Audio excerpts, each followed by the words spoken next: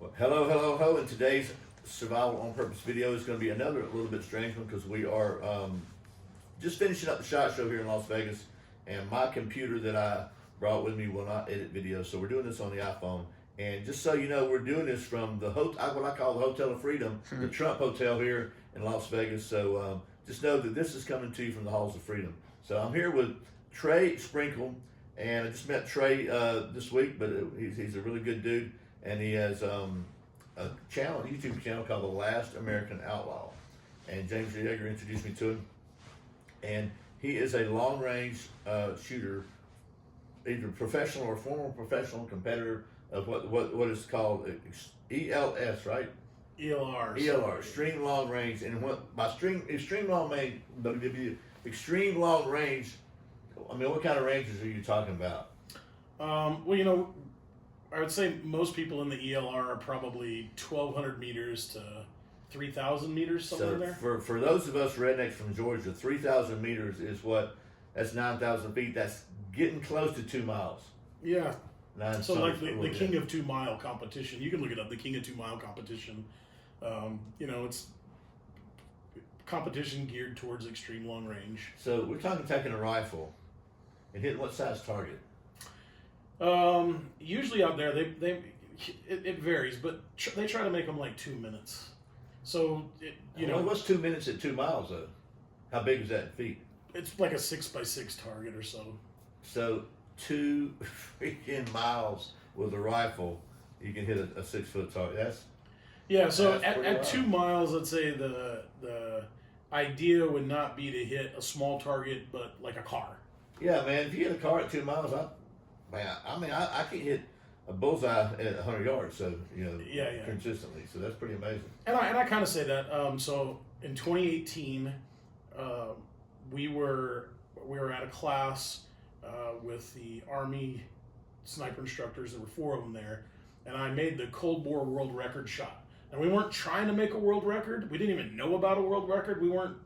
But I shot a 6.5 SAUM, 320 meters, so 2,537 yards, and I hit it cold bore. And then 8 minutes and like 47 seconds later, I followed it up and hit it again. So wait a minute, back up. You hold the world record. Yeah, that they won't give me because I didn't say it was a world record and record, but I do hold the world record. Wow. And so by cold bore, you mean that's like you didn't shoot and they said you're 6 inches left, you're 6 feet right. That was like first shot on target. First shot on target. And so cold. And 2 freaking miles. Yeah, well. Close to it. Yeah. Wow. Cold bore means you just haven't touched the gun yet. Yeah. The more you shoot the gun, the more it warms up, the better the gun will do. Right. So, see, I didn't realize I was sitting next to a world record holder celebrity, so that's pretty cool. But we were talking, so on your YouTube channel, what kind of stuff do you cover? So we started the YouTube channel maybe 6 months ago, and I when I first started, I was going to do reviews of stuff, and so we started with zeros, and so many people said, well, what should our zero be on our rifle? I said, well, why don't we just try to shoot them all? So I got these rubber dummies, and we did the most common, 25, 36, 50, and 100 meter zeros. And those videos seem to have hit the YouTube algorithm. They like them. And so after that, we started, just kind of doing some reviews. And then we did podcasts. We did a podcast with Yeager. There's a bunch more podcasts coming up. And then Yeager kind of gave me the freedom to be like, dude, just do whatever you want to do on your channel. Well, he's helped a lot of people. He's helped me. He's helped a lot of people that I know, with advice and encouragement just to get going, just do something, do whatever feels right? Oh, yeah. And I love him. If you guys don't know him, you're missing out because he's a pretty awesome guy. He's a good dude, yeah. Yeah, but so this last set of videos we did, we called ballistic dummy labs and got some heads, and we shot them with different calibers, and we've got some new stuff up and coming. We're just kind of playing.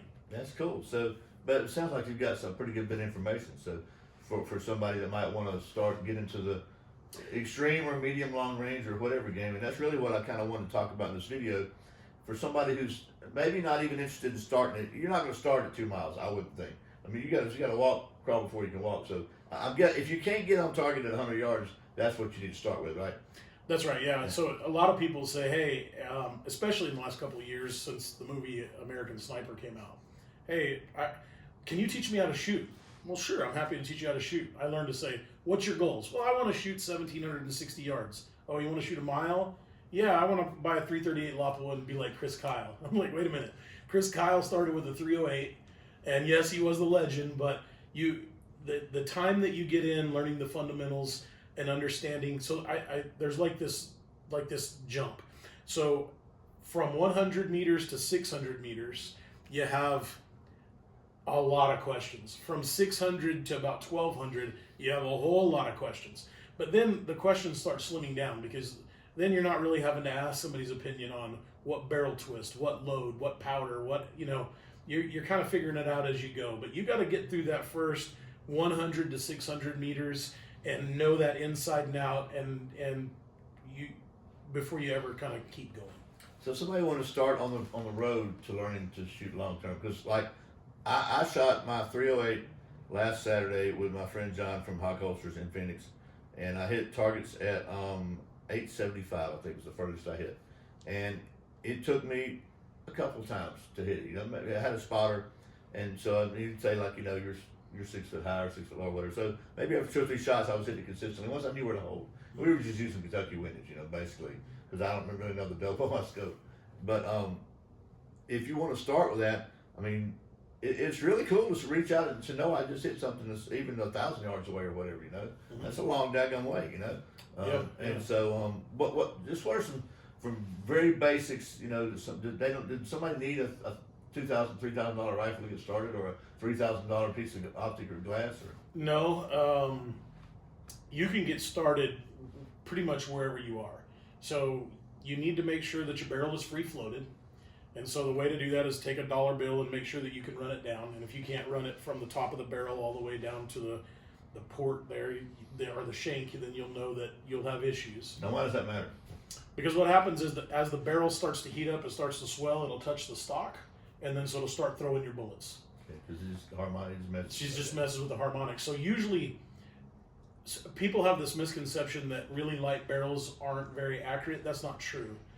The heavier the gun, the better you will shoot. So even me, when I take a 7-pound rifle, I really, really have to focus and make sure that I'm not moving, and I still can't shoot that as good as I can shoot a 17-pound rifle. And that's just because it's easier to hold the heavy one still, right? That's right. Because everything takes into account, so you can't muscle the gun, so just biting on your cheekbone or your heart beating. So in a 7-pound gun, like, people get these Ruger Americans. We took a Ruger American 6.5 Creedmoor out, and I was shooting 1,000 meters with it, no problem. But the problem is every time your heart beats, I can watch it bounce off target. And so, can it be done? Yes, but it just makes it a little harder. If I was getting into a new rifle and starting the Savage, I really like Daniel Defense's new little Delta, whatever rifle that is, the Ruger Precision rifle. All of those have made it to where you don't got to jump in and buy a $5,000 rifle and not be able to shoot, 1,500 meters, because you can. So I'm going to do what James hates when people do. That's so like, and I don't care if you tell me I made a bad decision or it's not the best choice. I have a Savage 110 tactical, which is a 20-inch barrel. So probably a longer barrel would have been better, right? It's a 308. Yeah. No, General Norm Chandler and GPS Sniper School in like 2005, 6, 7 proved that kind of the all-around barrel length on a 308 is 18. So 20 is right there with it. So that's good. But yeah, as far as the rifle goes, are you familiar with that rifle? I am. And so you shouldn't have any issues with that rifle. So your next steps would be to make sure that all of your bolts are torqued properly. I'd get fix-it sticks, and they make a long-range set for fix-it sticks. And so one of the things I teach people is every morning that I get up, I take the fix-it sticks and make sure it's pushed down into the chassis, because these bottom bolts work their way out. They have the ability to work their way out. Make sure that you've Loctited your scope base on. I think that one has to be Loctited. It does, because they don't do that at the factory. Ask me how I know. Yeah, so you're going to want to Loctite your scope base on, right? And this is really critical. Is in precision long range, it's all inch pounds. It's not foot pounds, but you have to get those to the correct specs. So I use blue Loctite, and I use correct inch pounds on your base and on your scope rings, because too tight can shear them off, and too tight on a scope will actually make the scope not track correctly. Okay, and so the blues, I think that's the 240, or 242 or 742 or something like that, right? I think so, yeah. Yeah. So so we're talking just a good quality bolt action rifle, and a good 308 or 65 Creedmoor is real popular now. I know that's a pretty good cartridge. It's easily available. Yeah. So today, the beginning of 2022. I know you're not supposed to date your videos, but this will help. We're going through an ammunition crunch right now. Right. So what I tell people is, they say, should I get a 308 or should I get a 65 Creedmoor? Well, one, I did a video on that. You should go watch it. But I would get whichever one I could get ammo for today. Before I bought the gun, if I didn't have one, whatever I could get 400 or 500 rounds for, that's what I would buy. Match rounds. It's really important you get match rounds, because if you get, say it's a 308 and you get 147 ball ammo, well, it's not going to shoot. But if you can find 175 Sierra Match King, well then, go ahead and buy 500, 600 of those, and then you can go ahead and get started. And so that's how I would base my choice today. 65 Creedmoor or 308, I would base it off of whatever I could get ammo for. Yeah, so I based my choice, maybe not off from a prepper's kind of mindset of 308's NATO caliber, so I bought a 308. Because if I need ammo, just to need ammo, not for long range, just that I can kill deer with or whatever, I can get military surplus ammo and shoot it. And so that's why I picked the 308, but you can still get match ammo. Typically, it seems like a 168 grain is a real popular match weight for 308, right? It is. If you get it in a Sierra Match King, that bullet was made for 600 meters. So okay. If you're trying to go, I would try to get the 175. The heavier stuff in the 308 works better, but 168 does work. And just kind of the future is 65 Creedmoor for the military. They're kind of switching as a whole. So a good rifle, good ammo. What about the next thing is, and this is where I think it really screws a lot of people up. The people don't seem to mind spending as much money. They'll spend more money on the rifle than they will on the glass. But the glass, if a rifle shoots straight, the glass is probably more important in many cases than the rifle, right? That's correct. The So scope, I say glass. spend as much money as you can possibly spend on the glass. Whatever your budget is, spend as much money as you can on that glass, because it's the 70% of the reason you hit. Right, and you need to make sure that you have either mil dots or some sort of ranging device in the scope, right?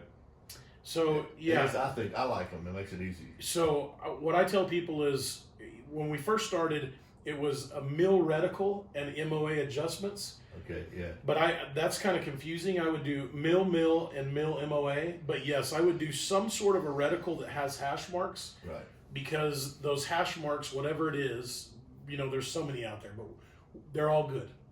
Whichever one that is that you pick will allow you to do holdovers on your wind. Yeah. Yeah. So we dial elevation, but we hold wind. Okay, so see that's something to explain to me, because like the scope I got on mine right now has elevation marks. Mm-hmm. So supposedly you can go up, one dot, that's 100 yards, and you go 2 and you raise it up to the dot. So it doesn't have the dial on the side. Yeah. But the dial on the side is what I see like higher end scopes have. Sure. So what you have is a BDC, or bullet drop. Yes. So that bullet drop or compensator inside your scope is made for the bullet that it says and the caliber at that elevation. Right. So let's just say you figured out that the simple numbers, the first mark is 100, the second mark is 200, the third mark is 300, and you're in Georgia at maybe 100 or 200 foot elevation. Mm-hmm. Then you come to New Mexico and I take you to 9,400 foot elevation. Those marks are completely wrong. Yep. Yeah. Or a different bullet weight, because mine's, according to the manufacturer, set up for a 168 grain bullet, and so, but again, at whatever sea level, I don't know what elevation. Yeah, and that 168 bullet as you go into different elevations. So sea level to 3,200 foot is 1 atmosphere, 32 to about 57, and then somewhere about that 57 to 75. These are all different atmospheres that will change your impact on your bullet, as different air pressure. Different air pressure. And so something else that's really important, you can't say, you can't. I would not go say, I'm going to go buy one box of 20 175 Sierra Match Kings from Cabela's this month, and then next month I'll go buy another one from a different manufacturer from a different lot, because each one of those are going to change how your gun shoots. So when you're buying ammo, buy all of the same lot. I get you. Yeah. So if you can afford, if your budget affords it, save up so you can buy a chunk of ammo from the same place. Yeah. And then if you have to change your ammo, then you have to kind of change your... You're going to have to change your dope again, Yeah. Yeah, so if you have 10 different boxes from 10 different manufacturers, it may all be 168, but all those speeds are going to vary. Yeah. And so your lines won't match up. So, man, that's a lot to unpack here, and I think that's probably enough to get started. So bottom line is to break it down to, you need a good bolt action rifle. I know that, like, you see the Navy SEALs guys using semi-auto sometimes and stuff, but to get the best accuracy, you're probably looking at bolt action, because you've got to. Am I right or wrong? Well, so today they make gas guns or semi-auto guns is equally as accurate as a bolt gun. I don't recommend them for starting, because what happens is it's inevitably, like, if you take somebody, I know you were a Boy Scout leader, you take a kid out and you take him with a Ruger 10/22 and he just shoots a whatever, a bottle cap, and it's bang, bang, bang, bang, bang, bang. Yeah. That's what tends to happen, is instead of focusing on, did I make that wind call right, they'll just keep trying to shoot at it, versus if I had a bolt action, oh, now I got to rethink about this. So if I was recommending, and as I recommend, I say always get the bolt gun first and learn on that bolt gun, and then you can switch to a gas gun so you're not chasing bullets. So, but do you think that for equal price, you get a better chance at a lower price with a bolt gun, or do you think you got to have a super higher end gas gun? You need a higher end gas gun, yeah. So if you got $1,000 to spend on a gun, buy a you're bolt probably gun, better buy a off buying Ruger bolt Precision gun. or Yeah. the Savage 110, yeah. Yeah, and Remington's not making 700s anymore right now. Are they back in? I think they're about to be They're back. about to start back, yeah. Because they kind of went out of business. They got bought by who bought Remington? Vista. Okay. So they're actually going to be making Remington. Because I know, like, Ruger bought Marlin, so they're going to be making Marlins, but Remington's going to be Remington. Yeah. Back in their same plant. That's how I understand it. Yeah. Yeah, I think so. That's what I don't know. That's what I heard too. So anyway, good gun, bolt gun, the best glass you can buy, and the biggest tube you can get is better, right? Or the biggest magnification is better. Not magnification. If you can get a 34 millimeter tube, it will collect more light. Right. And then you need to make sure that it has dials so that you can dial your elevation. Power really doesn't matter as much as most people think. So about 12 to 16 power is where you can see through all of the optical anomalies. When you start getting up to the higher power 25, that's great for spotting, but on a hot day the mirage will be so bad you won't be able to see it. Okay. So on my cold bore shot that I made at 2,320 meters, I shot it on 14 power. So I found it was a Cullis 24 power scope. I found it on 24 and I dialed it back to 14 to make the shot. Okay, because if you've shot through a scope, you know that really, first of all, even if you're trying to find stuff, the greater magnification, the smaller your field of view. Mm-hmm. So you got to move it more and you got to really look more. So if you're like, for me, if I'm trying to just identify, if I'm hunting, trying to identify an animal, I keep it pretty down so you can see it, the greater thing, you see it, and then if you think you see something, you zoom in to identify it. But anyway, you probably know that. So the best glass you can buy, and try to buy ammo in as big a lot from the same lot as you can, and if you change it, then you need to kind of change your scope again. Yeah.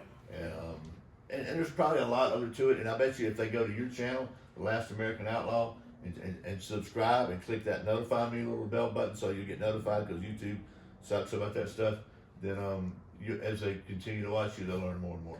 Yeah, we're continually breaking down a rifle and trying to be entertaining about it, but give you the education that you need. So we're breaking them down one piece at a time, working out dopes, and then we'll be in 2022 offering classes for instruction. They'll be on the website soonish. Yeah, that's the next thing I was going to say, because you're going to do so much on YouTube.